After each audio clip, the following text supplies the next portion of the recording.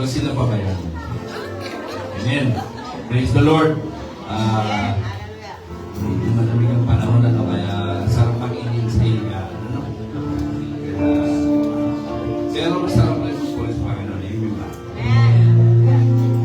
At kung kayo may mga banal na kasulatan, cellphone, makibukas kayo sa akin sa wait.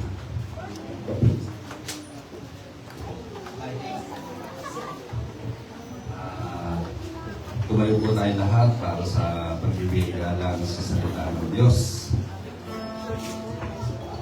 Makibukas po kayo sa akin sa awit. Sa awit. Wait lang. At bagaman maulan, so kailangan natin gumalaw-galaw at mga tayo pumanaw. Ano? Salamat sa Panginoon at ngayon tayo mga gumagalaw-galaw pa. Ano?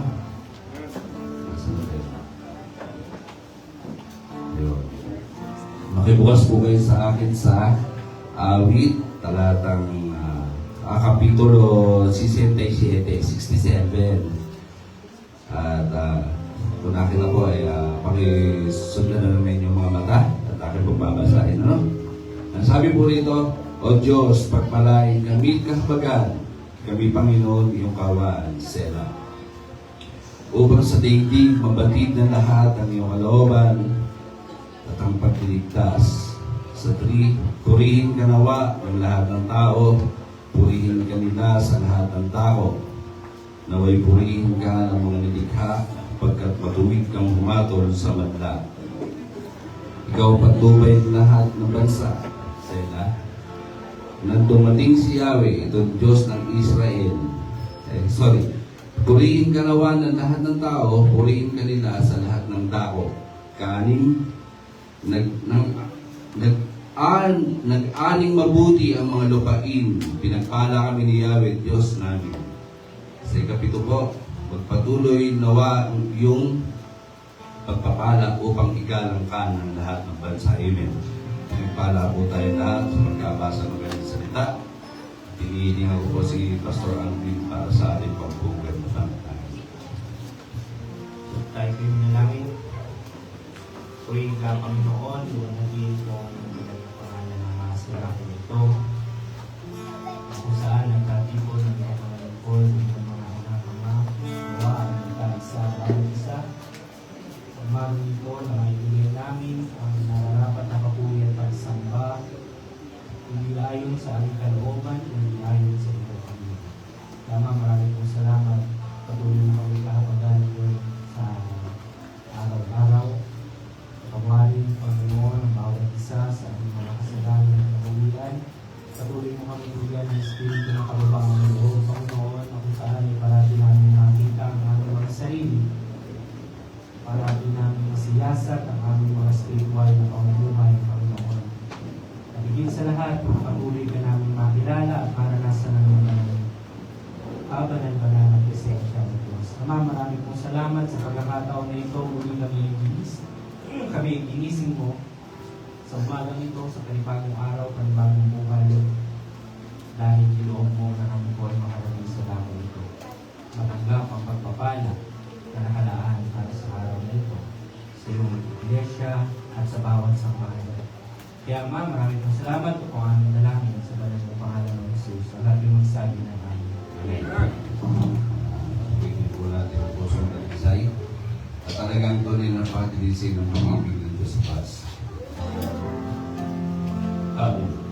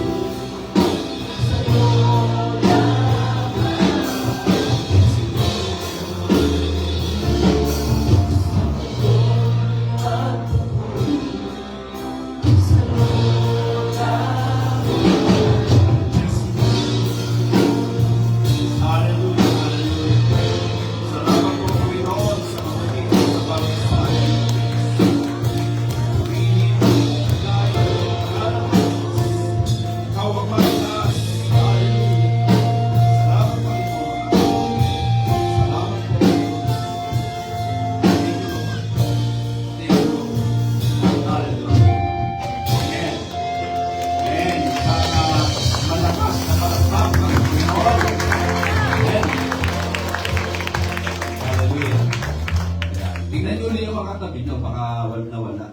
Tingnan nyo ulit. Ayan. At welcome po sa lahat. Welcome po sa ating Fog family. Ayan. Visions of Faith family. Ayan. Ayan tayo lahat. Ano? So, medyo may kulang kasi naman. So, kapit natin. I-welcome natin. Lumabas tayo sa ating mga upuan. Sabihin natin lahat. Kamustahin natin. Huwag niyong uutangan. Ha? Okay. Kamustahin lang natin. At kantahin natin yung ating. May bisita. Sorry po. Ano pangalan niya? Lizelle. Sister Lizelle. Taga saan siya? Sister mo? Kaya para, maganda talaga yung mga anak ng Panginoon. So, pinsan. Sorry. So, i-welcome po natin ang lahat. Kamay natin sila. Okay? Kantahin po natin yung kumusta ka na.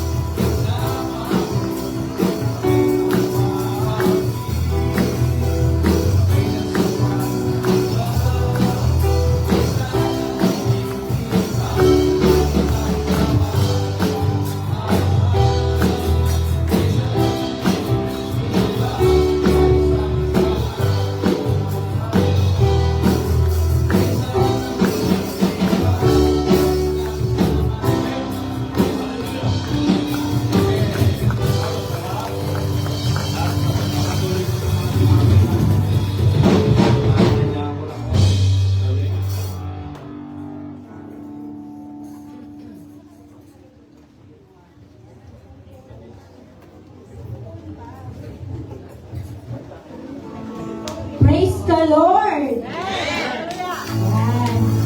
Hallelujah! Ayan. Bagamat ang ating panahon po ay hindi maganda, pero huwag po natin hayaan na maging hadlang ito para papurihan natin ang ating Panginoon. So bago po tayo magsimula, pwede bang batiin po natin minsan pa ang ating katabi at sabihin natin, Praise the Lord! God bless you!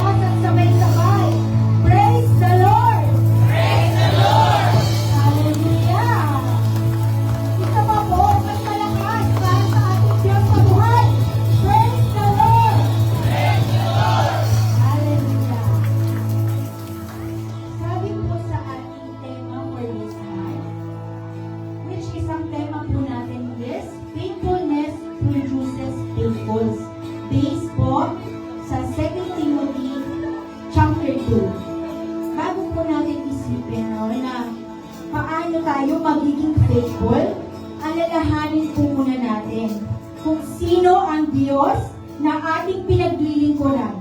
He is faithful, di po ba? Yes. Sabi po, sa 2 Timothy 2:12, if we are faithless, He remains faithful. He cannot deny Himself. Napakaganda pong paalala ito para sa atin, no? Kaya kahit po may pagkakataon na nang hindi na tayo, hindi po nagbabago ang ating Lord na pinaglilingkuran. Lalo na po yung kanyang mga promises. He remains faithful. Kaya sa umagang ito, dahil faithful po ang Diyos sa atin, ibigay naman po natin yung best na praise natin sa Kanya. Amen? Hallelujah! Come on, church! Let's praise our faithful God. Hallelujah! Hallelujah!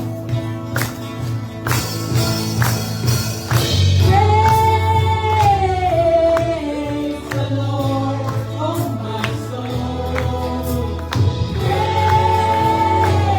Praise the Lord, oh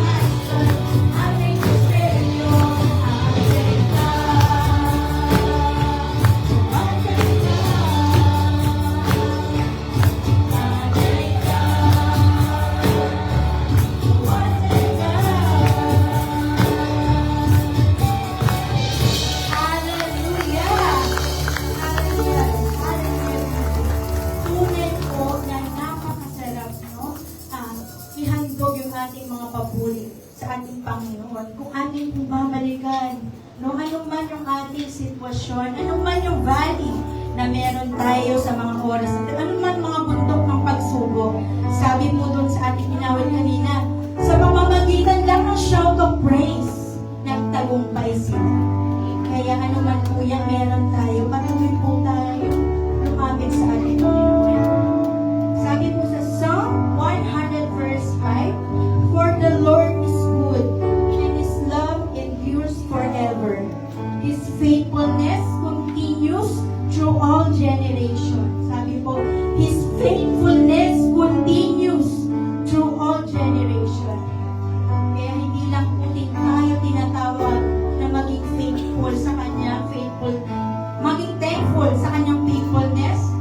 Tayo rin po ay tinatawag na maging faithful sa Kanya. Hallelujah. Kaya patuloy po natin itaas ang ating tinig para sa ating nag-iisang Diyos na buhay. Hallelujah, Jesus.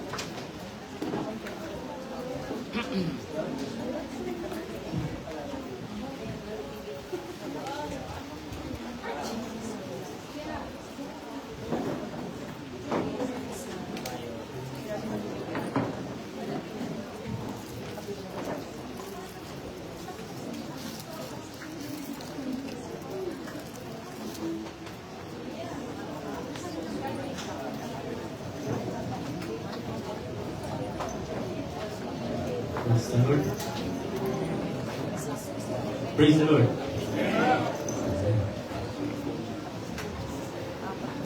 Sabi na ni Brother Tommy, hatinan niyo po yung mga kapatid niyo para baka lumagas na. Okay po. So welcome po each and everyone. Masaya po bang lahat? I welcome din po yung family ng ating kapatid na Sister Irene. Masaya na yung family. So, minsan lang natin sila nakasama. Although, palagi po natin siya nakakasama sa ating online na gawain, no? Every Tuesday. So, nandito po tayo to once again ay pag-usapan po ang kalagayan ng bawat isa. Alam nyo, minsan kapag sinasabing simba nung bata pa ako, o mo ako ay lumaki sa Sagradong Catholic na family, every Sunday talaga is sacred, no? Lalo na sa lola ko. Matapang siya mula Lunes hanggang Sabado, pero pag Linggo, triple yung tapang niya. Hindi pwedeng hindi. Ganun siya. Stricto. O kahit yung mga anak niya na kasama namin, hindi pa pwedeng hindi sa simba. So, ganun siya ka-stricto. Sabi niya, 6 na araw yung sasayang. 1 araw lang yung sulit. Yun yung philosophy ng lola. Which is, kung iisapin ko ngayon, although aminin natin that doctrinal-wise, wala talaga. I mean, lumaki kami sa tradisyon. Lumaki kami doon sa paniniwala at pamahiin. Lumaki ako sa Batangas, kaya grabe ang pamahiin dyan. Grabe din ang albularyo ng panahon. So, gano'n. Pero, yun yung naiintindihan ko na itong araw lang na itong sulit. Ito yung araw na wala kang gagawin. Trabaho, mananahin po kasi yung lola ko. Wala siyang ginagawa kundi mag-simba, mag-prepare. Yeah. So, kasi, nung habang ginagawa ko po itong mensahe, one revelation came. And this is biblical.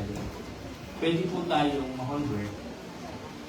Pwede tayong maging laman ng churches, but we can still have a wasted life.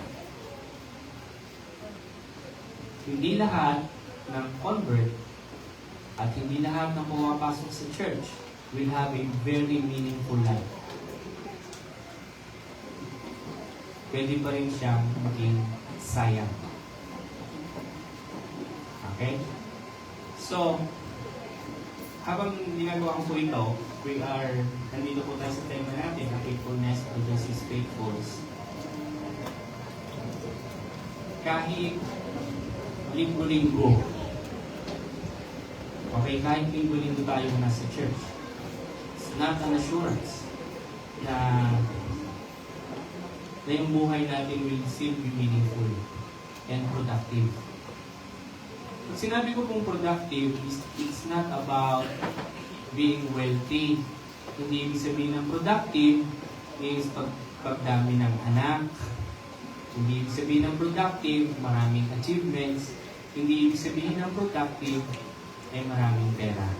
When I say productive, yung oras na ginugugol mo dito, ay nagbubunga ito upang yung mga nakakakita naman sa iyo ay magkaroon din ng gano'ng kaisipan na sila rin gagayahin ka dahil nakikita nila yung ginagawang pagpapagal mo dahil nagbubunga din ito para magkaroon din naman ng kasunod.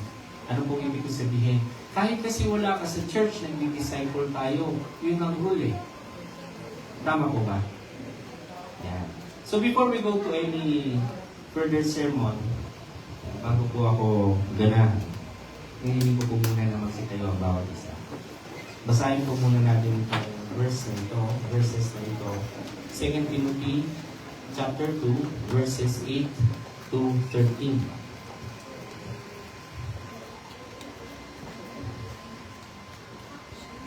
Timothy, 2 Timothy chapter 2, verses 8 to 13.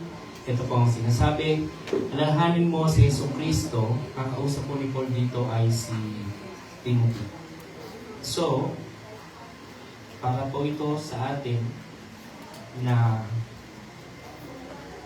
ini-inspire o tinuturuan na maging faithful o maging tapat. Yan. So, alalahanin mo si Yesu Cristo na muling binuhay mula sa mga patay, mula sa binhi ni David ayon sa aking ebanghelyo. Na dahil sa kanya ay nagtitiis ako ng kahirapan, maging hanggang sa pagkakaroon ng tanikala na tulad ng isang masamang tao. Ngunit ang salita ng Diyos ay hindi nagagapos. Kaya't aking tinitiis ang lahat ng mga bagay dahil sa mga hinirang, upang kamtan din nila ang kaligtasan kay Kristo Jesus na may kaluwalhatiang walang hanggan. Tapat ang salita. Kung kayo'y namatay na kasama niya, mabubuhay rin tayong kasama niya. Kung tayo'y magtitiis, maghahari naman tayong kasama niya. Kung aking ikakaila siya, ay ikakaila rin niya tayo. Kung tayo'y hindi tapat, siya'y nananatiling tapat sapagkat hindi niya may pagkakaila ang kanyang sarili. Tayo po ay manalangin. Panginoon, maraming pong salamat. Minsan pa at kami po ay nandito. Kung hindi man kami nagnais nung una na pumunta sa lugar na ito, dalangin namin na pagkatapos ng araw na ito ay magkaroon ng pagnanais na sa aming mga puso na hanapin ka, na kilalanin ka, na makita ang aming mga sarili sa iyong harapan. Kung gaano kami nangangailangan ng tagapagligtas dahil ang aming mga gawa ay marumi. Ang aming mga kaisipan ay malayo sa iyong kaisipan. Ang aming puso ay sakim. Kaya Ama, kahabagan mo po kami sa araw na ito at maunawaan namin ang iyong mga salita. Bigyan mo kami ng kaunawaan, ng puso na magpagpakumbaba at huwag pagnitigasin, Panginoon. Dalangin ko, Diyos, kung ngayon lang kami makikinig ng salita mo, ito nawa ang magligtas sa amin. Kaya purihin ka, Panginoon, sa araw na ito. Dahil alam ko na walang aksidente sa iyo. At ikaw ay nananatiling tapat. Dahil nais mo na ang bawat isa ay magkaroon ng kaligtasan. Kaya Ama, maraming salamat sa pagkakataon na ito. Purihin at dakilain ka lang, mga Diyos. Ito po ang aming dalangin sa pangalang pangalan ng Jesus. Ang lahat po'y sumigaw ng Amen. Pagpahan po natin ang Diyos. Mga kautin natin ang bawat isa. Ito yung sinasabi ko kanina, no? May stricta. Yung lola ko, bawal ang absent. Yan.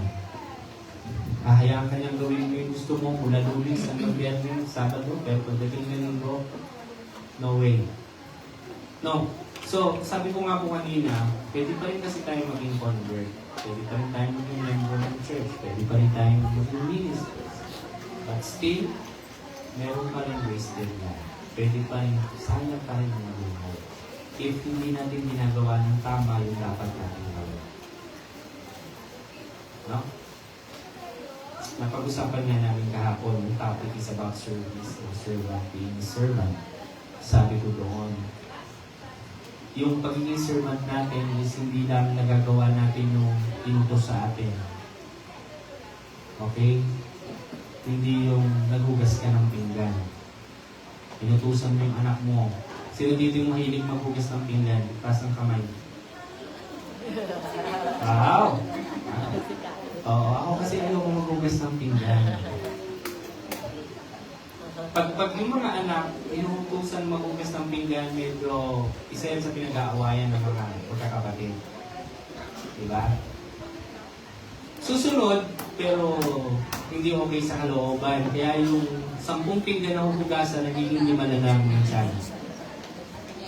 Pagkasugasan, 5 na lang. Kaya yung, kung kayo ay may mga tasa na walang handle, dahil yun doon. Di ba? Yung walang handle. Cup lang.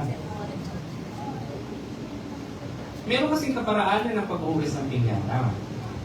So pag ginawa mo yan na hindi tao sa iyong puso, gagawin mo yan sa kaparaanan mo at kung ikaw ay nagagalit o naiinis ka sa emosyon mo, medyo dyan mo igaganti sa mga pinggan na hinuhugasan niya.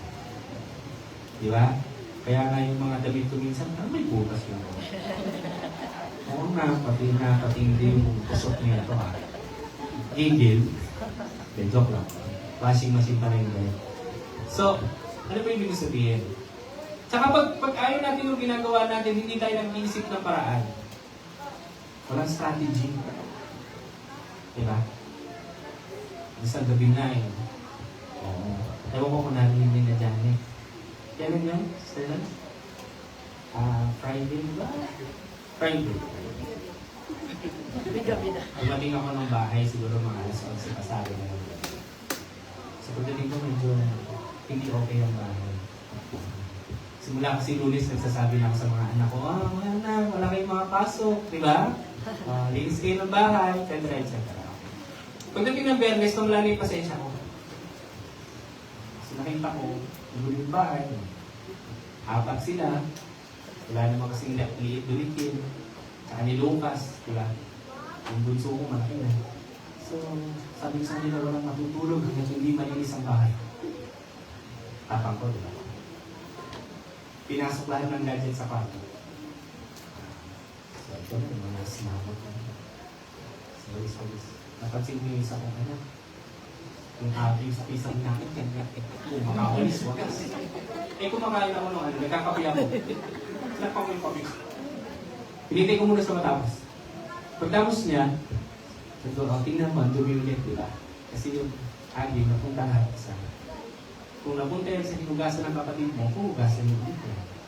Bakit? Hindi nyo kasi ginawa ng tama. Doble trabaho kayo. Tapos magreklamo kayo na nahihirapan kayo, hindi nyo naman ginagawa ng tama. Tapos ito, pinakita ko, ganito. Pag hawak mo dun sa agyo, huwag mo ganun, isang diretso. Tama po, no? Pagdating sa pader, sabunin mo na kagad ng cast iron. Ang sabi, hindi ko kasi abot. Natural, kung abot mo yung siling, hindi siling ang tawag niya, silong. Lahat tayo nakaganon. So natural, hindi mo abot yan. Pero may upuan. Diba? Sige, may paraan. Kaya niyo?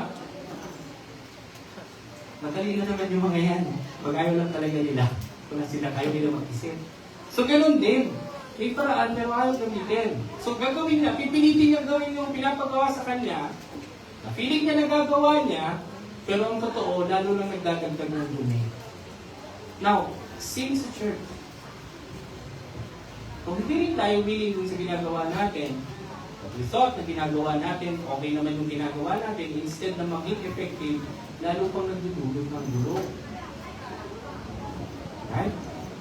And then, kaparaanan, ganito na yung ginagawa namin ever since. The same issue arise kapag tayo hindi talaga willing to do. While doing it kasi, we are also learning. So sabi ko sa mga anak ko, tinuturuan kasi kayo. Now, yung pagtuturo sa inyo, kailangan may practice yan. Kailangan practice niyo yung tinuturo sa inyo. Otherwise, hindi nyo yan maintindihan. Kaya kung paulit-ulit kayong nagkakamali dyan sa bagay na yun, it's because hindi tayo natututo. Kaya hindi tayo natututo kasi we don't want to learn. Kasi ayaw natin yung ginagawa natin. Pero kung gusto natin yung ginagawa natin, hindi tayo kailangan turuan. We will ask, paano ba itong ganito? Ano po bang gagawin ito? Gusto ko kasi siyang gawin, pero hindi ko siya maintindihan. Right? So, again, kumpara doon sa dalawang sitwasyon na yun, sa tingin ninyo, kung magpapatuloy yung isa, tapos talang binasiwas yung agyo, at yung isa na gustong matuto na halong ma-improve yung kanyang ginagawang paglilinis, sino sa dalawang buhay, if magpapatuloy yung consistently, ang magiging productive balang araw sa tingin niya? Pero anak ko sila, hindi ko sila pinalayas dahil hindi sila marunong maglinis. Anak ko pa rin sila. The treatment is still there, mahal ko pa rin. Pero, kung gagawin nila yung consistently hanggang sa tumanda sila, yung ganung ginagawa nila, sayang ba yung buhay o hindi? Sayang. Kasi hindi natututo. Right? Palagi natin sinasabi na alam ko yung ginagawa ko sa buhay ko. Talaga ba? Ngayon, kung alam mo yung ginagawa mo sa buhay mo, hindi dapat hindi ka nagkakamali. Tama po ba? Kung alam natin yung ginagawa natin sa buhay natin, dapat hindi tayo nagkakamali. Now, bakit tayo palaging nagkakamali? Ebidensya yan na hindi natin alam, wala tayong konsepto. Ano ba talaga tong buhay ko? Para saan ba talaga to? Right? Ang ginagawa lang natin sa buhay natin para mag-make sense, kailangan may ginagawa ako. Problema, yung ginagawa mo nga, yun yung gusto mo lang. That's why hindi tayo natututo kasi hindi tayo lumalabas dun sa bagay na hindi tayo komportable. Kung ito lang yung alam kong gawin, dito lang ako para safe. Hindi ko gagawin yan kasi hindi ko yan alam. Now, ang point, pagpaturo ka, ayoko magpaturo. Ayokong mag-commit dyan. Ayoko. Basta ako dito lang. That's the problem. That's why we can be converts. Pero still, yung buhay natin will be wasted. Darating yung time, madami na tayo sa church. Madaming leaders. But the question is, are we multiplying people who will soon dedicate their lives to Christ and dedicate their lives in discipling others na magiging tapat din sa Panginoon? Because that is the mark of a truly productive church. Hindi madami kasi tayo. Hindi yung 20,000 kasi yung members. Pero how many of those members is nagiging productive yung buhay nila spiritually sa harapan ng Diyos? Ulitin ko, kung alam natin yung ginagawa natin, hindi tayo nagkakamali. Pero yung point na nagkakamali tayo means wala talaga tayong alam. Trial and error pa rin tayo. We're still, ano yung tawag doon? Testing the waters as it comes. Di ba? Nung mga bata-bata pa kayo, kausap ko dati yung mga tamboriners, no? Maliliit pa yung kausap ko dati sila Paula. Sabi ko sa kanila, darating ang time na yung pagiging tambourine dancers ninyo, susubukin yan. Darating yung time na kung saan makikipagrelasyon na kayo. Darating yung time na magiging busy na kayo sa mundo. Magiging tapat pa kaya kayo ang mga tambourine dancers pagdating ng oras na yan. Inulit ko. Ang sagot kasi ng mga bata, ang tatapang, "Opo, pastor!" Talaga ba? Sabi ko, paano kung nagka-boyfriend? Boyfriend! Ganunan sila sa akin. Iyo kayo dyan ngayon. Pero pag dumating yung time na tinamaan kayo niyan, baka hindi namin kayo mapigilan. Now, how can we now know na magiging tapat ka pa din sa Lord na inababo ka na? Di ba? How do we know na magiging tapat ka pa rin sa Lord dahil eto na, may trabaho ka na? How do we know na magiging tapat ka na sa Lord? And now, eto na, makakatigil ka na ng achievement at success sa buhay mo. Paano ka magiging tapat sa Lord now na eto na? Right?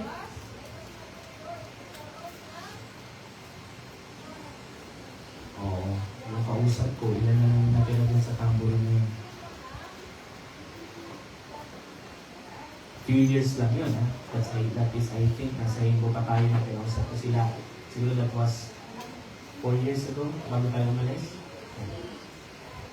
Ngayon, ilan na lang yung natira. See? Noon, nasasabi mong tapat ka because wala kang issue. You have all the time. Pero, eto na, nagkaroon ka na ng ibang pagkakaabalahan. Doon ngayon nagkaroon ng pagsubok. ang totoong test ng multiplication, ng church multiplication, o ng kingdom multiplication, is hindi yung kung ilang tao yung nagsimula. Hindi yung kung ilang tao yung pumasok sa church. Kung hindi, kung ilan yung nanatiling tapat. Yun yung binibilang ng Lord. Hindi niya binibilang yung gate attendance natin dito at sinasabi niya, pagpalain niya yung church na yan. Ang binibilang niya rito is, yung puso ba ng mga pumapasok na yan, really dedicated themselves, na kahit anong mangyari, they will remain. May question ako kahapon dun sa mga nag-demo teaching. Sabi ko sa kanila, paragi ko naririnig yan sa mga lectures, na huwag kayong titingin sa tao, tingin lang tayo sa Lord. Ilang beses nyo nang narinig yun? Ang tanong, sa kalagayan nyo ngayon, paano nyo nalaman na nakatingin kayo sa Lord, hindi sa tao? Ngayon, pwede nyo sabihin sa hindi, sa Lord ako nakatingin. Paano nyo nasigurado?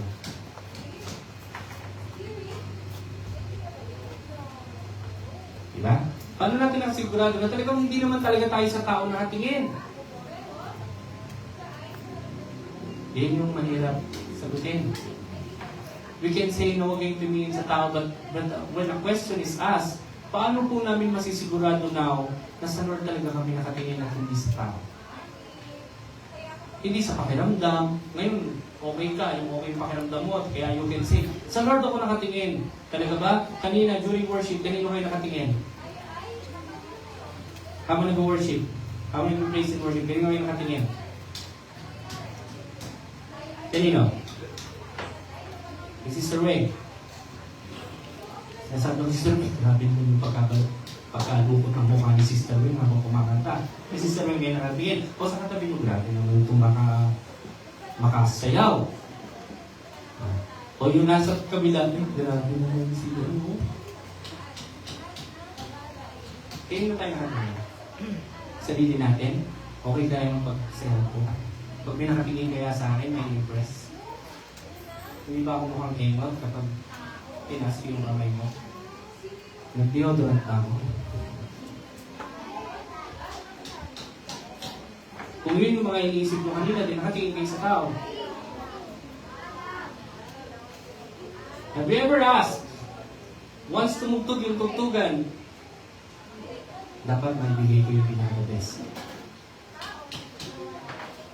Pero may question mark pa rin doon. Ano ba yung pinaka-the best?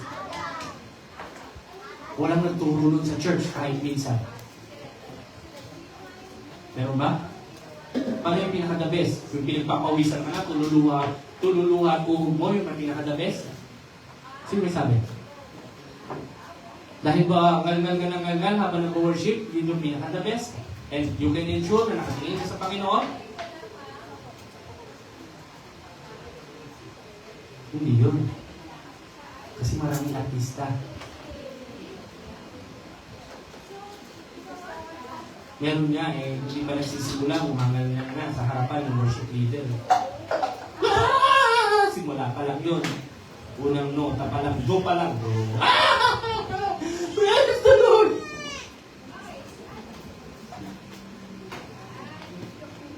Pero yun ba talaga ang sign? At yun yung binibigay mong pinaka-the best sa buhay mo? Yun ba talaga yung pinaka-the best na worship?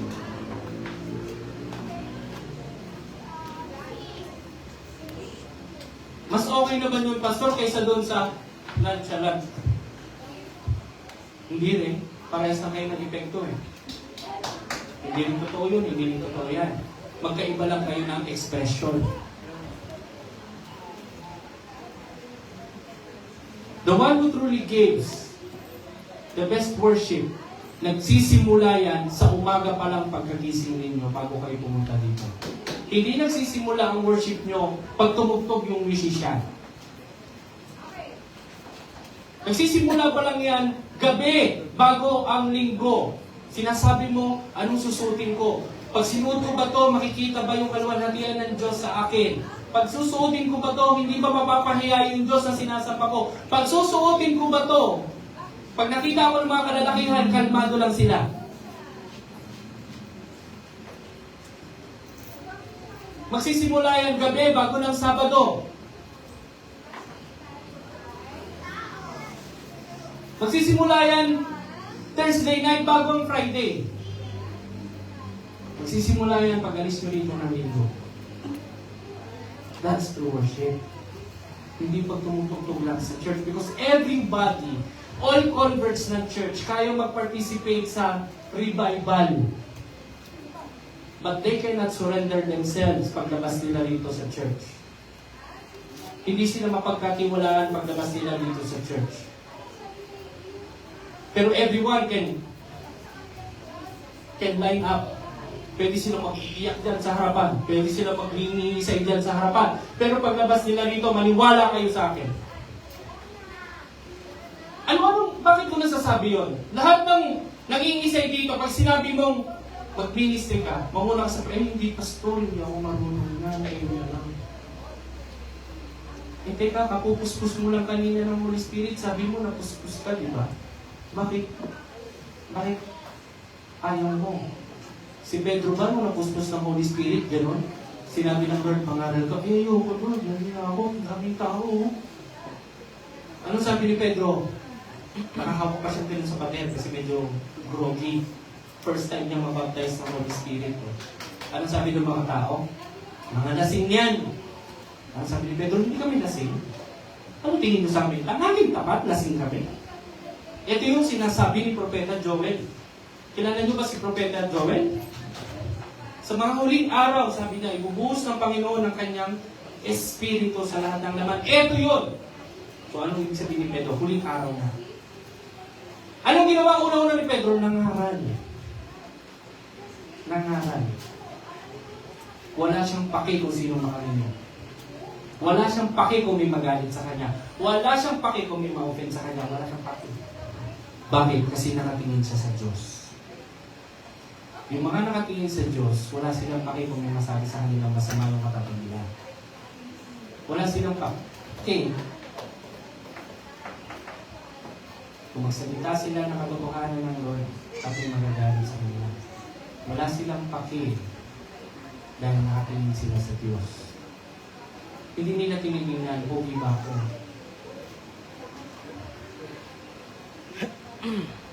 Hindi nila sinasabi sa Lord, Lord, pag may free time lang ako. Pag sinabi mo sa Lord, pag may free time lang ako, automatic yan, nakatingin ka sa tao. Bakit? Kasi pag wala kang free time, ibig sabihin, nasan yung time mo? Nakanino yung time mo? Pag wala kang free time? Nakanino? Sa tao. Pag binailig mo yung time na yon, magagalit yung tao. Takot tayo sa tao. I'm not saying, huwag natin respetuhin yung time na yon. Pero ito yung sinasabi ko. Kung mahal natin yung buhay natin bilang mananampalataya at yung pamumuhay na yan, yung ginagawa natin, kaya natin gumawa ng paraan. Parang naglalagay ng tayo ng kagyo sa ulo.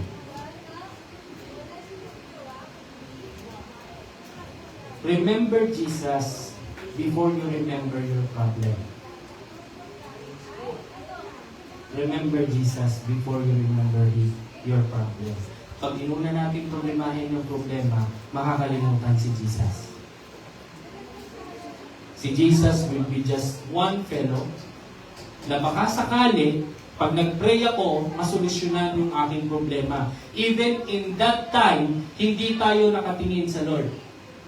Even during that time na problemado ka, hindi tayo nakatingin sa Lord. Why? Kasi ang tingin natin sa Lord, baka sakaling makatulong si Lord, magpipray ako. Pero ultimately, ako pa rin ang gagawa ng paraan. Tao pa rin ang makakatulong sa akin. Even during that time, sinasabi mo sa Panginoon, magpipray ako sa iyo, pero ang thinking mo, baka sakaling mag-prayer, dumating yung prayer. Magiging tapat ka ba kung sasabihin ko sa iyo during that time na problemado ka, nag-pray ka, hindi na-answer yung prayer mo? Magiging tapat ka pa ba sa Lord? When the Lord is silent?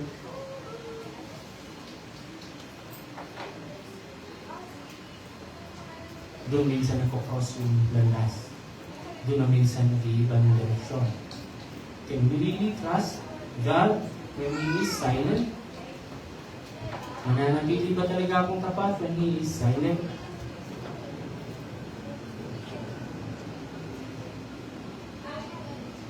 Yung endurance natin nakadepende kung saan tayo nakakapit. Ano ibig sabihin? Kung matigas yung kinakapitan mo, ano sa tingin mo? Madali kayong mamadadala ng agos? Paano kung kahoy, yung punong kahoy, sanga? Madadala ka ba rin ng agos? Paano kung yung puno mismo yung madala ng agos? Kung ka nakakapit. Sasabihin mo, matibay naman yung puno. Kaya maraming puno na bumabagsak pag bagyo eh. Tama ba?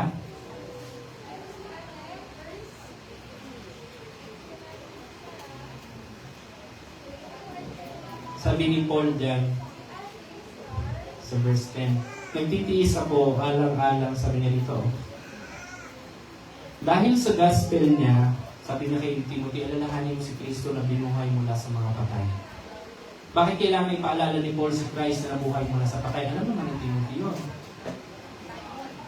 Kasi sabi ni Paul, kapag hindi mo nalaman na yung Diyos mo nabuhay mula sa mga patay, di baliwala yung pananampalataya mo. Yun yung point eh. Kaya nga hindi ka nananampalataya ngayon sa Diyos, kaya feeling mo ikaw na lang ang masusunod. Why? Because you haven't proved, hindi mo pa napatunayan sa buhay mo na nabuhay talaga ang Kristo mo. Kung para sa iyo nabuhay talaga ang Kristo mo, hindi ka ganyan mamuhay ngayon. Kung para sa iyo nabuhay talaga yung Kristo mo, so surrender mo talaga yung buhay mo sa Kanya. Hindi pa pwede sa iyo yung, teka, hindi ako pwedeng hindi mag-worship. Kasi yung Diyos ko hindi naman buhay yung kada linggo lang eh. Tama ba? Linggo siya nabuhay, pero kada linggo lang ba siya buhay? Minsan, yung mga tao natrapa sa Easter. Kaisipan natin, nabuhay lang naman si Lord once upon a time, 2,000 years ago. So ngayon medyo, hindi ko na na-witness yun, wala nang impact sa buhay ko. No, yun yung problema. Kaya maraming ayaw makinig ng salita ng Diyos. Why? Because ayaw nila kilalanin ng Diyos. Why? Because ayaw ko na magkaroon ako ng kulungan. Kasi maraming bawal din sa Diyos nyo eh. Hindi nila naiintindihan na yun nga yung nagpalaya sa atin mula sa kulungan ng kasalanan eh. Hindi ba natin alam na kung wala yung tagapagligtas na yan, eh lahat tayo papunta tayo ng impyerno? Lahat tayo papunta tayo sa ikalawang kamatayan? Lahat tayo papunta doon? Hindi nga, dahil nga sa Kanya nawala ng kapangyarihan ng kamatayan sa atin dahil nabuhay siya ulit eh. Nagpapakita na kapag tayo ay namatay kasama niya, di ba yun yung sabi? Tapat yung kasabihan. Itong verse 11 to 13, ito po yung kasabihan ng mga mananampalataya noong unang panahon. Ito, hindi katulad natin ngayon, God is good. Di ba yun yung ating phrase ngayon? God is good all the time. And all the time, God is good. Sa kanila, hindi. Ito yung nire-recite nila, yung 11, 12, 13. Hindi yung God is good. Ito yung nire-recite nila. Kaya nga, tapat ang kasabihan. Kaninong kasabihan yan? Hindi naman yung kasabihan ng mundo. Kasabihan yan ng mga mananampalataya. Yan yung lagi nila sinasabi sa isa't isa. Ano yun? Sapagkat kung tayo'y nangamatay na kalapit niya, ay mga bubuhay naman taong kasama niya. Pag nagpapalakasan sila ng loob, yun yung nire-recite nila. Ano pa? Kung tayo'y mga titiis, ay maghahari tayo. Pag nagtiis, maghahari. Pag namatay, kasama ni Kristo, dahil kay Kristo, para kay Kristo, mabubuhay naman tayong kasama niya. Pagdating sa dulo, ano sabi? Pero kung tayo ay hindi tapat, siya ay mananatili. Hindi po ito ibig sabihin na kahit tayo ay mga makasalanan o patuloy na nagkakasala, kahit sabihin natin tayo ay tapat sa Kanya, eh, tinotolerate niya yung kasalanan natin, hindi po. Hindi yun ang ibig sabihin ng verse na to. Yung iba kasi, yun yung interpretation nila eh. Hindi yun ang ibig sabihin nun. Ang ibig lang sabihin nun, si Lord mananatiling tapat sa kanyang sinabi. Kung sinabi niya na kung kayo ay mananampalataya sa akin at sa aking gawa, maliligtas kayo. tapat yun. Hindi yun mababago dahil hindi ka naging tapat. Tapat yun. Hindi nyo babaguhin yung doktrina na yun. Pag sinabi niya na siya yung maghuhukom at meron siyang dadalhin sa meron sa kaliwa, nasasabihin niya na lumayo kayo sa akin, i-condemn niya, tapat siya doon. Hindi niya babaguhin yun. Yun yung ibig niyang sabihin. Kasi hindi siya pwedeng magsinungaling sa kanyang sarili. Hindi nakabase yung katapatan ng Diyos sa katapatan natin. Hindi porke tapat tayo, tapat din siya. Pag hindi tayo tapat, hindi siya tapat. Hindi siya gano'n. Mananatili ang salita ng Diyos. Magpakailanman, Diyos mo siya, kahit hindi mo siya kilalanin Diyos, at tatayo tayo sa harapan niya balang araw. Yun yung ibig sabihin nito. Hindi siya pwedeng magsinungaling sa kanyang sarili. Pero pag tinakwil mo siya, tatakwil ka rin niya. Tapat ba siya doon? Oo, hindi niya sinabi niya. Kanino sino nagsabi nun? Kapag dininayin niyo ako, I will deny you. Sino may sabi nun? Jesus Christ. Yes? So yun yung tapat, yun yung doktrina. Pero siya, nananatili siyang tapat sa kanyang mga sinabi. Now, ang tanong, kanino tayo tapat ngayon? Tapat ba tayo? Faithful ba tayo? Pag sinabi nyo faithful ako, saan? Kanino? Pag sinabi nyo sa Lord, patingin niya. Kanino tayo tapat? Pag nilinilayan nyo, ang sagot dyan, wala. Wala. Kahit sa sarili natin, hindi tayo tapat. Tayo yung pwede magsinungaling sa sarili natin. At tinatanggap naman ang sarili natin, bali, di ba? Tingin ka sa sarili ng pogi mo. Sinasabi ba nung nasa sarili, sinungaling ka?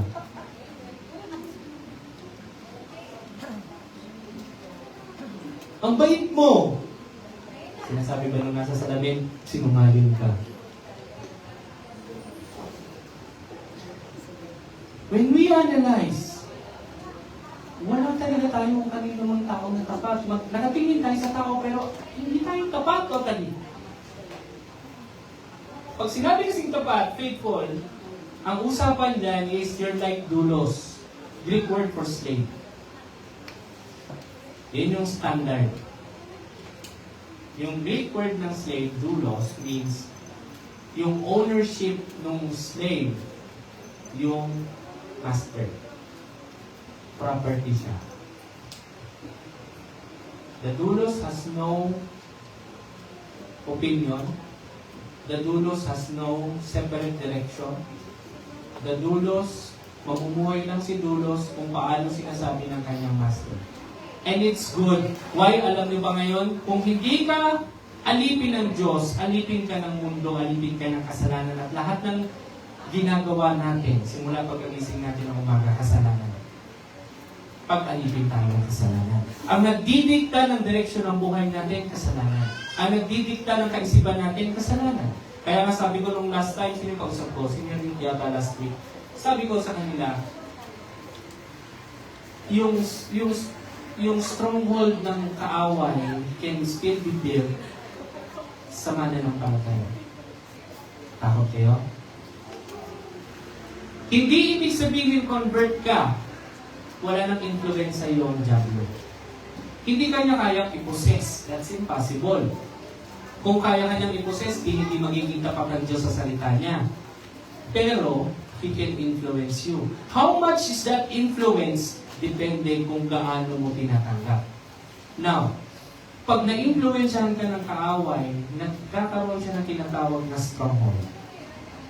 Not 100% of your life, aspeto lang ng buhay mo is enough for the devil. Kukunin niya yan. At anong gagawin niya? I-rewire niya yung mind mo in telling you na walang problema yan. Okay lang yan. Narinig niyo na yung mga salita mo na? Okay lang yan. Hindi naman masama yung sinabi ko yan. Sabi ko lang naman, tingnan mo yung chicks. Sinabi ko lang naman, ang ganda ng chicks. Wala namang masama din. Nire-rewire ng diablo yung mind. Becoming stronghold. Anong sabi sa Bible? Our weapons of our warfare. Ano yan? Anong version? Brings down, pull down strongholds. Sino kausap ni Paul? Mananampalataya. So, ibig sabihin, nung kausap ng mga mananampalataya is saying, kung hindi ka na mag-i-equip, yung stronghold ng kaaway, lalong titibayan. Kaya anong sabi niya sa Romans 12? Be transformed by the renewing of what? Mind.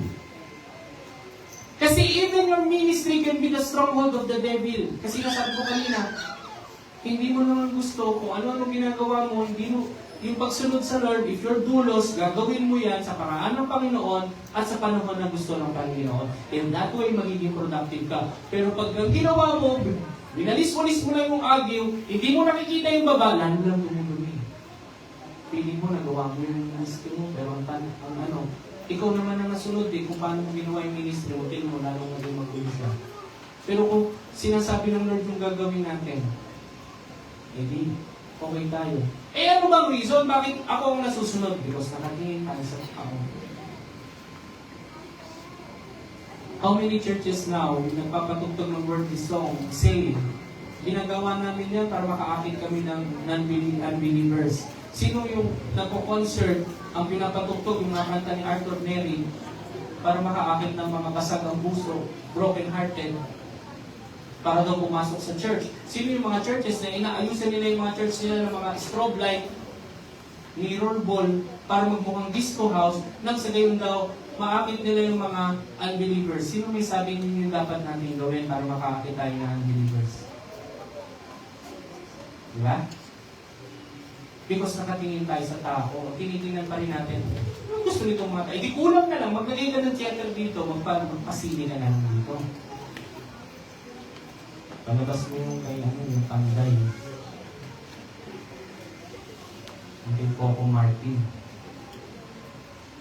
Pala din na yan? Oo. Nakakalimang minuto pa lang ako, pinatay ko na. Nandito si Flavio. Diba? Anong sabi ni Paul? Yung salita ng Diyos hindi nakagapos, hindi natin pwedeng pigilan yan. Tayo, marami tayong limitasyon yung salita ng Diyos, wala. Siya nga nakakulong, nakaposas, nakakapagsulat eh. Nakakulong na siya rito. Habang sinusulat ko ni Paul, nakakulong siya. Nakaposas yung kanyang kamay. Right? Ang sinasabi namin, Timothy, magpakatatag ka, mag-disciple ka, i-entrust mo yung gospel natin sa mga taong tapat, na magiging tapat sa Panginoon, para sila rin naman magpatuloy, etc. etc. Timothy, huwag kang kabahan. Timothy, nakakulong siya, mamamatay na siya eh. Ang sabi niya, Timothy, yung kalagayan ko, huwag mong gawing dahilan para hindi ka magpatuloy. Ganun din tayo. Huwag natin iisipin yung limitasyon natin para hindi magpatuloy dahil ang salita po ng Diyos hindi pwedeng tanikalaan. Yung tao pwede.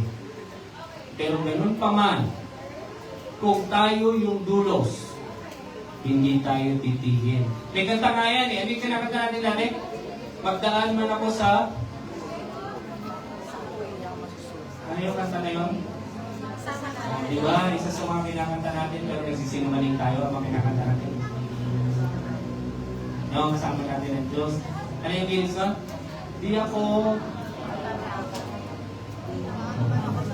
May nagpaputok lang ng pipes. Ay! Naku! Diyos ko Lord! Takot ako doon na! Ano yung nasa lyrics? Hindi ako mangangamba paano na kailangan bukas. Paano na mga anak ko? Ang sabi ng anak? Buti na lang walang ilog sa akin.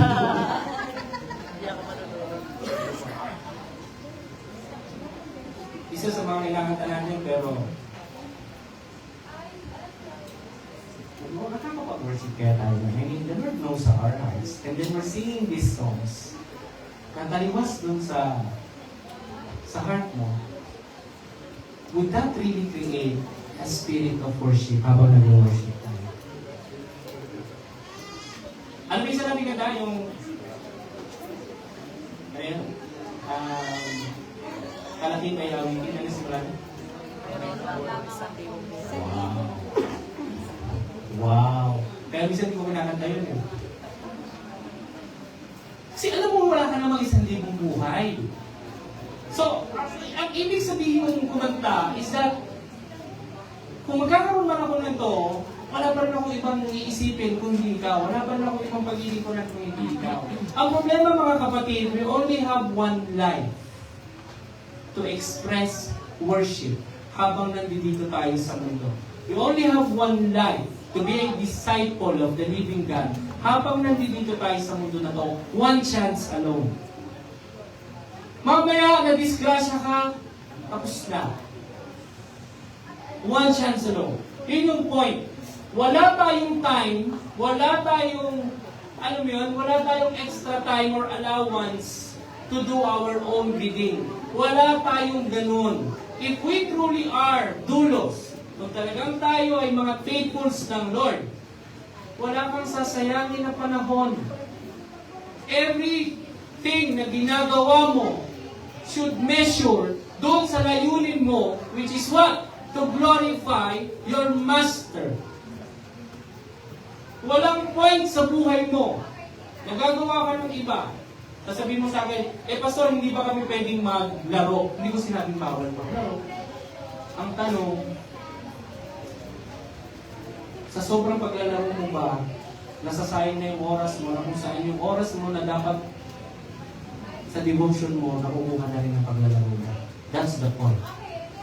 Pwede ka maglaro. 1 hour, 2 hours, mag-enjoy ka. Wala namang problema yun. Kailangan mo rin mag-relax. Agree? Napapagod din tayo. Yung pagkain mo is part of that. O habang kumakain ka, yung mga anak ko nga habang kumakain, may kaharap, imbis na telephone, nanonood. Ako din, minsan, nanonood ako kinyang. Ako yung pinakamatagal kumain sa amin. Di ba? Dadating ako alas 10, kakain ako. Matatapos ako mag-alas 12 na. Kasi habang nanonood ako kumain, lipat. Panday. Lord, ang panday. Minsan, lalabas yung sister na, hindi ko tapos. Lalabas yung bunso ko, hindi ko tapos. Bakit ba? I'm enjoying it. Anong point? Mananampalataya, pag-isip mo pa lang ng umaga, if you're truly dulos, kung ayaw mong masayang yung buhay mo, ulitin ko, kahit convert ka, pumapasok ka ng church, pwede pa rin masayang yan. Kung ayaw mo, start the day ng tama. Start it. Dahil one chance lang tayo sa mundong ito. One chance only. Hindi tayo pusa. Hindi ko alam kung totoo yun. Totoo ba yun? Ano sabi ni Paul? I endure all things for the sake of the elect. For the sake of you, for the sake of your members, for the sake of the Church of Corinth. Madami si Paul iniisip, he is burdened with these people. Teka muna, Pastor. Teka lang, naguguluhan ako. Bakit burdened si Paul sa mga believers? Bakit hindi sa unbelievers? Bakit yun yung sinasabi niya? Nagtitiis ako for the sake of the elect. Teka muna. Akala ko ba ang ministry ni Paul ay sa mga Gentiles, unbelievers? Yes. Pero ito na yung point na alam ni Paul na mamamatay na siya, na-establish niya na lahat ng dapat niyang ma-establish. So now, ang worry niya is yung pananatili ng mga nasa loob ng church ngayon. Nasusundan niyo po ba ako? Yung pananatili nila na hindi masayang yung kanilang buhay. Yung pagpapatuloy nila. Alam niyo ang problema minsan? Ito I know maraming mga karinig dito. Pumupunta ako ng provinces, nai-invite ako na maging speaker. Nai-impress ako doon sa mga kabataan. Nai-impress ako sa kanila. Nakikita mo yung passion. Ang problema, pag nakarating na sila ng Maynila, yun yung problema. Yung pananatili ngayon yung battle. Yes. Ngayon, ito, dumating, pumunta ng Maynila, medyo natutong mag-ayos. Right? Nag-make up, nag-higaw. Pagdating sa probinsya, pinupunuan naman. Walang kabanalan yan. Di ba? Naglagay lang ng konting lipstick. Pagdating sa church nila, nililibyo ng pastor. Wala daw kabanalan. Naglagay lang ng hikaw na medyo kumikinang. Sisitahin ng pastor. Wala daw kabanalan. Nadi-discourage yung bata. Ang problema, hindi naman tinuturo ni pastor ano ba ang doktrina ng kabanalan.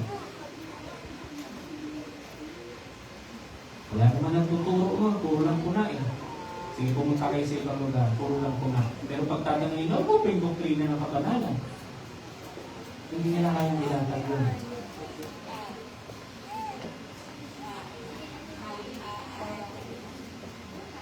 Kasi yun, pinasa-pasa lang. Now, anong point? Sabi ni Paul, I endure for the elect. Ano yung sabihin? Yung pananatili at pamumuhay ng buhay ng mga nasa loob na ng church. That's the concern. Kasi sabi ni Paul, gusto kong manatili tayong lahat dito hanggang sa dumating ng Panginoon. Ang problema yung iba, tamad nang maghintay. Yung iba, ang dami nang nai-entangle sa mga, naalala niyo yung sermon last time, yung soldier, sabi hindi kami nai-entangle sa mga mga gawain ng sibilyan. Yung atleta, hindi sila nawawala sa focus sa kanilang ginagawang pag-iensayo. Yung farmer naman, hindi nawawala sa focus, hindi nawawala yung kanyang patience sa paghihintay doon sa tinanim niya hanggang tumubo yun. Yung karakter na yun, yun dapat meron tayo, disiplina, pagtataga, paghihintay. Ang problema, sa mga mananampalataya na sa loob ng church, wala na. Lalo na kapag silent na ang Lord. Kapag hindi na, feeling nila, hindi na nakikinig sa prayer nila ang Panginoon, ayaw na rin nila.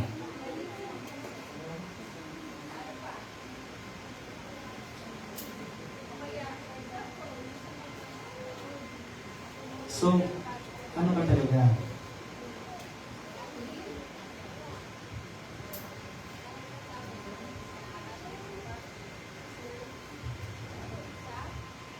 Ano ba talaga?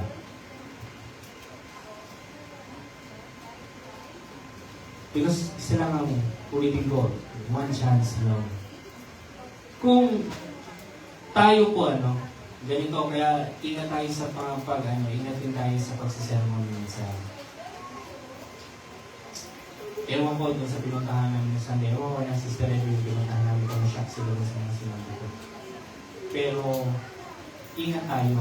Kasi if we want people to encourage na makapasok sa church, tapos ang sasabihin lang natin is yung mga positive blessing, which is yun ang gusto nilang mangyari, kaya nga sila nasa mundo because they're trying to achieve these things. Pera, success, achievement, etc., fame, etc. Tapos pag mag-sermon ka, pag sasabihin niyo sa kanila, pag nasa Panginoon kayo, you will have the same. Mali. Oo. Unang-una ko na sasabihin sa inyo, pag maging mananampalataya kayo, hindi po tayo pinapangakuha ng Lord ng kotse. We will not have the success na ipinapangako ng mundo. Because iba ang mundo, iba ang Diyos. Anong sabi ni Jesus Christ? If anyone wants to be my disciple, anong sabi niya? Deny yourselves. Ano ba? Ano ba? Deny yourselves. Ano ba? Take up your cross. Then follow me. Right? Diba? Deny yourselves. And, para maging dulos ka ha, now kung gusto mo lang talaga converts, gusto mo lang talagang dumami yung membership ng church mo, by all means, please, mag-preach ka ng ibang gospel. Pakakuha mo sila ng kung ano-ano. Oo, meron nga akong alam na church, alam niyo ba anong ginagawa nila? Pag malaki na yung jackpot sa loto, nagpupul sila ng pera, tumataya sila lahat sa church. Ang usapan, pag nanalo, 50-50. Yung isip mo ba, encourage mo nga si pastor. May ganon. May ganun. Kasi para sa kanila, yung pag-desire daw ng parents na totoo. Pero ang sabi kasi sa Bible, the love of money is the root of evil. So, if I will go to money, at sasabihin mo, hindi naman ito masama, ang pinagbabasihan kasi natin na yung desire mo sa money. Okay? So, again, I'm not saying masama ang pera per se, pero yung desire mo sa money, yun yung problema natin. Meron naman, kapag nagkapera, one day millionaire. Sobrang galante naman. Again, yung money is a blessing ng Lord, yes. Pero, custodian kasi tayo, we're stewards. Ibig sabihin, lahat ng resources na ibinibigay sa atin ng Lord, meron niyang layunin. Okay? So, kaya gaya ng sinabi ko kanina, dapat lahat ng aspeto ng buhay natin nakaturo dun sa layunin mo kung bakit ka nabubuhay.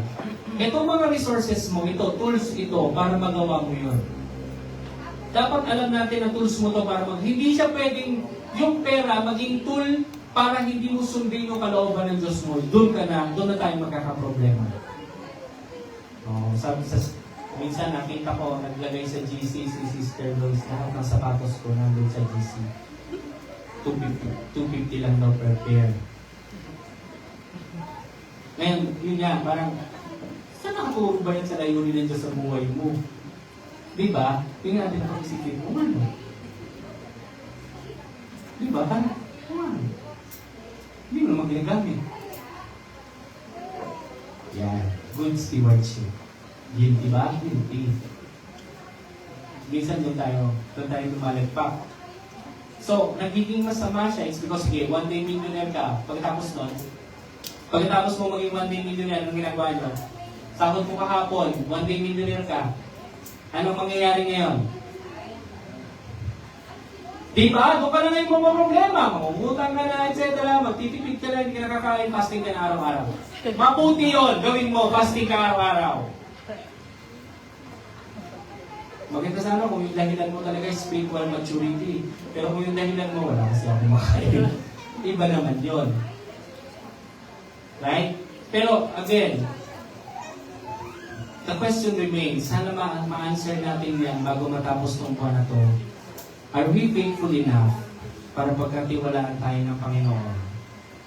Para naman magpasa o ipasa natin sa mga tao na magiging faithful din sa Lord yung gospel natin. At kapag yung pag-preach at pagtuturo ng gospel natin, eh, ang kapalit na ang buhay natin, katulad ni Paul, masasabi pa rin ba natin na magpatuloy kayo? O sasabihin niyo sa kanila, huwag niyo akong gayahin, kundi makukulong tayong lahat.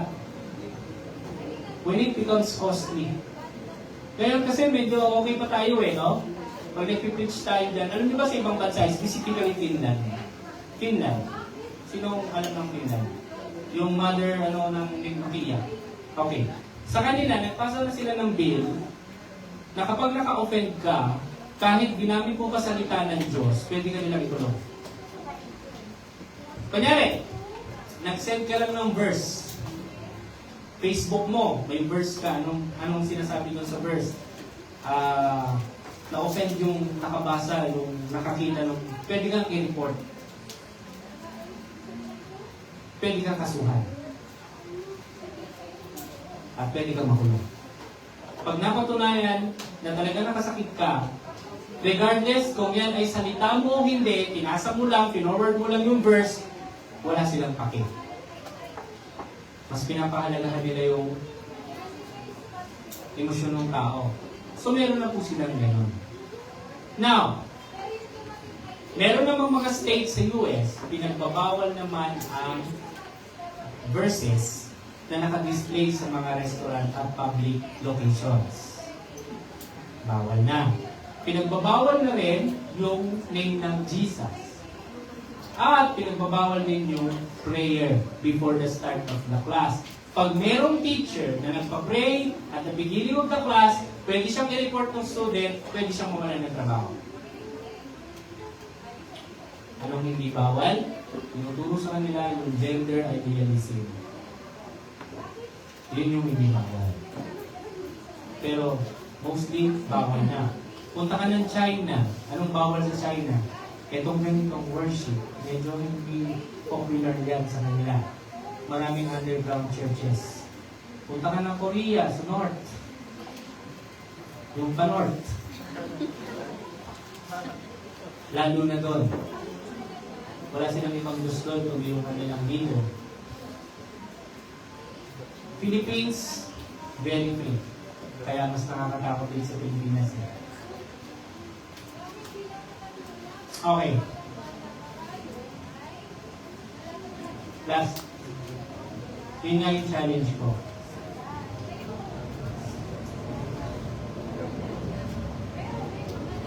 By the end of this month, I hope masagot yung tanong. Are we faithful enough para pagkatiwalaan ng gospel ngayon? Kaya ba talaga natin ibigay yung buhay natin, lalo na sa mga panahon na mahihirap para sa Panginoon? Because if not, hindi papunta tayo dun sa buhay, nasimba nga tayo ng simba, pero yung life naman natin is really wasted. Sayang. We only have one life. Kung hindi natin kikilalanin ang ating Panginoon na Diyos at ating tagapagligtas, hindi natin ilalagay yung pananampalataya natin sa Kanya, wala tayong kaligtasan ng kaluluwa. Kung patuloy natin siyang i-reject sa buhay natin, then He will reject us pagdating ng panahon. Ayaw natin yun. So kung may time pa tayo ngayon, we still breathing, therefore, kung yung Panginoon, then binibigyan na pa tayo ng pagkakataon. Okay? Pero yun yung gusto kong pag-isipan natin para tapos ng araw na ito. Talaga bang pwede akong pagkatiwalaan? Kasi, pwede kang mag-tongues, pwede kang may gift of tongues, so what? Pwede kang may gift of prophecy, so what? Pwede kang may gift of word of knowledge, word of wisdom, so what? May gift of healing ka, so what? Ang tanong ko ba rin, mapapagkatiwalaan ka ba ng gospel? Kaya mo bang mag-train ng mga faithfuls din na magiging kapag sa Lord? Makakapag-produce ka ba ng gano'n? Para sila rin magpatuloy. Yun yung tanong. Hindi ko tinatanong kung matalino ka, magaling ka, because hindi doon nasusukat doon. Hindi ko tinatanong kung gifted ka, hindi doon nasusukat doon. Ang nasusukat doon, surrendered life. So, maniwala kayo sa akin, kahit gaano ka-gifted ang isang tao, kung ayaw naman niya i-surrender yung buhay niya sa Lord, wala pa rin siyang pakinabang. Agree? Agree ba? Yes. Pero kung meron ka lang isang talento, ito lang ang kaya mong gawin. Pero sinurrender mo yung buhay mo yan sa Lord, gagamitin niya ng Lord in many different ways. Maniwala kayo sa akin. Pero ulitin ko, wala akong pake. Maganda kang kumanta, wala akong pake. Nakikikisay ka dyan sa harap, wala akong pake kung nagtatangs ka, wala akong pake kung nagpaprophesy ka, kung hindi mo naman totally sinuko yung buhay mo sa Panginoon. Yun pa rin ang basihan niya. Yun pa rin. At yun yung dapat natin tingnan sa ating mga sarili. Hinihiling ko po na masita yung mga isa.